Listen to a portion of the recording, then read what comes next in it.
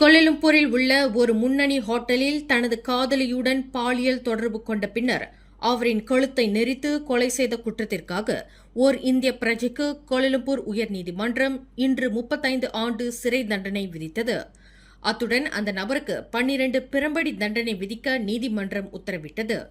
ஒரு டெக்னீஷியனான 28 வயது பல்வேந்தர் சிங்கிற்கு எதிராக குற்றச்சாட்டை ப்ராசிகியூஷன் தரப்பினர் சந்தேகத்திற்கு இடமின்றி நிரூபித்துள்ளதாக உயர் நீதிமன்ற நீதிபதி டத்தோ அசஹர் அப்துல் ஹமீத் தமது தீர்ப்பில் தெரிவித்தார்.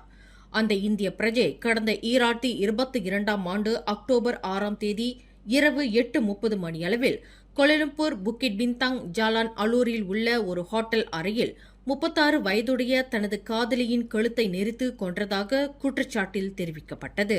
மேலும் செய்திகளை தெரிந்து கொள்ள கீழே இருக்கும் பெல் பட்டனை அழுத்துங்கள்.